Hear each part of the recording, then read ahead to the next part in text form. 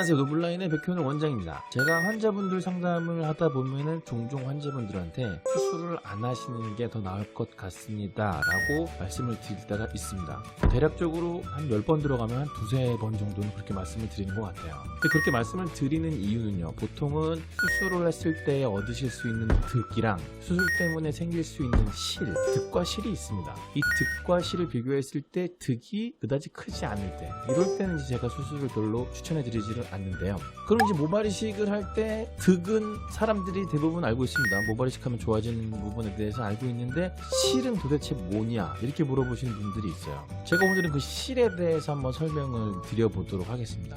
뭐 아시다시피 간단하게 득에 대해서 제가 좀 설명을 드리면요, 뒤에 있는 모발들을 앞에다 옮겨 심어놓으면 앞쪽이 모발이 풍성해지겠죠. 모발이 많아져서 좀 헤어스타일 하기도 좀 편하고, 머리 내렸을 때 뭐 이마가 좀 덜 보이는 부분도 좀 있을 수 있고, 그 다음에 디자인을 해서 헤어라인을 이렇게 쭉 만들어 놓으면은 얼굴 비율이 좀 더 좋아지겠죠. 뭐 이마 높이도 좀 줄일 수 있고 폭도 좀 줄일 수가 있고, 그러다 보니까 얼굴 전체랑 이마의 어떤 밸런스 비율이 좀 더 좋아지는 거는 당연한 득이겠죠. 근데 이런 득이 있는 반면 실이 있다는 겁니다. 이 모발 이식도 실이 있는데, 간단히 생각해 보면은 뭐 경제적인 거, 비용을 내야 되니까 경제적인 실이 있을 수 있고, 그 다음에 수술을 받다 보면은 직장에다 휴가를 내야 되고, 한동안 좀 불편하게 다녀야 되고, 뭐 이런 실도 있을 수 있습니다. 그리고 또 간단하게 생각할 수 있는 실이라는 게 뭐냐면요, 뒤쪽에 있는 모발을 뽑아다 앞쪽에다 심기 때문에 이 뒤통수 입장에서 볼 때는 실입니다. 실. 뒷머리가 줄어드는 거죠. 이게 뭐 보통 사람들 같은 경우에는 별 문제가 없을 수 있는데, 뒷머리 볼륨에 엄청나게 민감하게 반응하시는 분들이 있어요. 원래부터 뒤통수가 납작한데 그래서 볼륨감도 없는데 뒷머리에 볼륨감이 줄어들면 안 된다 이렇게 받아들이시는 분들도 있고요. 그 다음에 뒷머리를 워낙에 짧게 치기 때문에 비절개로 뽑든 절개로 뽑든 간에 뒤쪽에 흉터가 남는 게 이제 노출이 될 수 있는 그런 가능성이 높으신 분들도 있고, 그 다음에 절개를 하든 비절개를 하든 뒤에 흉터를 하나도 안 만들 수는 없거든요. 그렇기 때문에 나중에 뭐 머리 빠지면은 뭐 그냥 머리 밀고 다니려고요 이렇게 말씀하시는 분들, 나중에는 삭발을 하면요, 그 뽑은 흉터가 보이기 때문에 삭발을 할 수 있는 그런 옵션이 날아가 버린다는 겁니다. 그래서 나중에 내가 머리가 많이 빠져서 에이 삭발할래 이렇게 마음을 먹어도 삭발을 할 기회가 날아가 버리는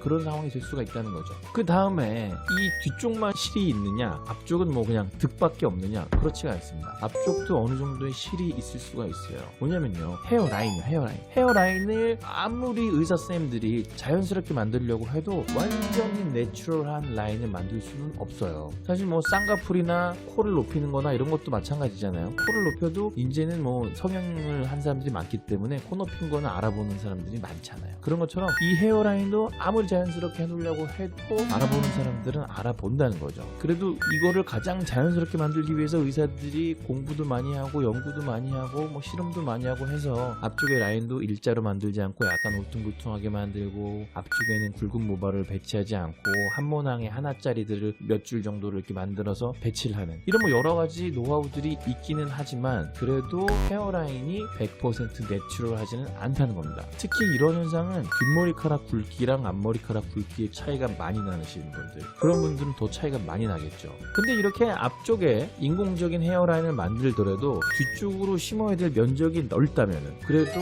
득이 실보다 좀 클 수 있습니다. 앞쪽이 조금 부자연스러워지더라도 뒤쪽이 좀 풍성해지니까는 득이 더 클 수가 있죠. 하지만 심어야 될 면적이 아주 조금이신 분들, 아주 조금만 심어서 요만큼만 심어야 된다는 그런 분들은 요만큼 낮춰서 비율을 어느 정도 맞추긴 했지만 그거에 비해서 헤어라인이 부자연스러워진 정도가 좀 더 커지기 때문에 어떨 때는 득보다는 실이 좀 더 커질 수 있는 그런 상황이죠. 그리고 이제 이런 거는 개개인마다 다를 수 있고 머리카락 굵기에 따라 다를 수도 있고, 그다음에 그 병원이 얼마나 헤어라인을 자연스럽게 만들어줄 수 있는 병원이냐에 따라서도 또 달라질 수가 있겠죠. 그럼 헤어라인만 그런 일이 생기느냐? 그런 건 아닙니다. 헤어라인 말고도 뒤쪽에 있는 모발의 질과 앞쪽에 있는 모발의 질이 달라서 생기는 약간의 부자연스러움이 생길 수가 있어요. 보통은 앞머리카락과 뒷머리카락은 굵기가 좀 차이가 납니다. 보통 뒷머리카락이 훨씬 굵어요. 그러다 보니까 굵은 모발들을 앞쪽으로 배치해 놓다 보니까 위쪽에 원래 있던 모발들이랑 심어 놓은 모발들이 잘 섞이지 않는 그런 현상이 좀 생길 수도 있고요. 그 다음에 모발 이식을 하다 보면은 모낭에 어느 정도 손상도 주게 되고 이러면서 본인이 갖고 있지 않은 그런 어느 정도의 약간의 컬이 생기는 경우들도 있어요. 그 컬이 생겨서 뭐 더 풍성하게 보여져서 행복하다 이렇게 말씀하시는 분들도 있지만, 그것 때문에 조금 불편해하시는 분들도 있을 수 있다는 거죠.